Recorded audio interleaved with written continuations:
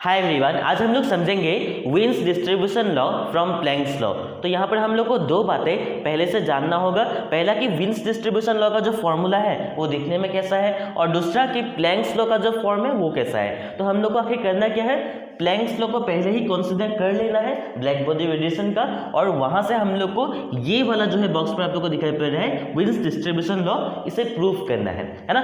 तो यहाँ पर ठीक है, प्लैंक्स लॉ का दो फॉर्म था, एक था आपका वेवलेंथ के फॉर्म में, एक था फ्रीक्वेंसी के फॉर्म में। तो वेवलेंथ के जो फॉर्म में था उसे हम लोग पहले कंसीडर कर लेते हैं। वो क्या है, Planck's law is u lambda d lambda is equal to, u मतलब क्या है energy density, is equal to 8 pi h c by lambda to the power 5 dot d lambda by e h c by lambda k t minus 1। ये था Planck's law of black body radiation in terms of wavelength, है ना।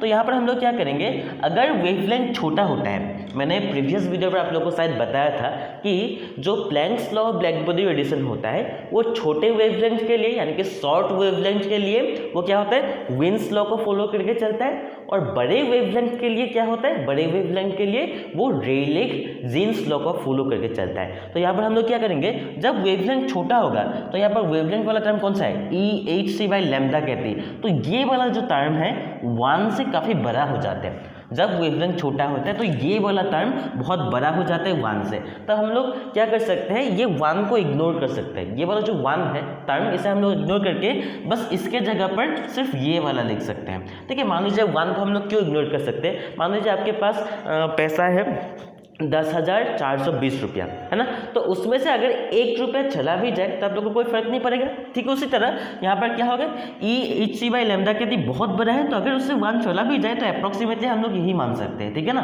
तो यहाँ पर देखिए, hence u lambda d lambda is equal to क्या हो जाएंगे, यही वाला फॉर्मूला, बस 1 गायब हो जाएंगे। ठीक है ना। तो यहाँ पर हम लोग क्या करेंगे, यहाँ पर ये नीचे है, अगर ये ऊपर चले आएंगे तो यहाँ पर माइनस हो जाएंगे। बस कुछ नहीं किया, ये ऊपर चला आया और इसे हम लोगों ने माइनस कर दिया। तो यहाँ पर हम लोग दो चीज़ें कंसीडर करेंगे। पहला, यहाँ पर जो 8 पाई एच सी है इसे हम लोग ए मान लेंगे, एक कांस्टेंट है, क्योंकि यहाँ पर 8 भी कांस्टेंट है, पाई भी कांस्टेंट है।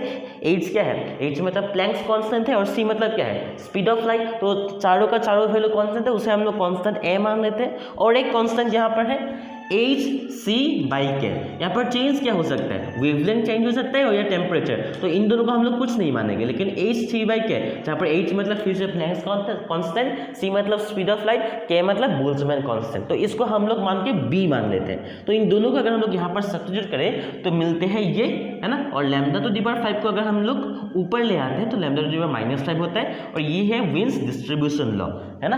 तो विन्स डिस्प्लेसमेंट लॉ भी है, वो हम लोग लास्ट में पढ़ेंगे। ठीक है ना।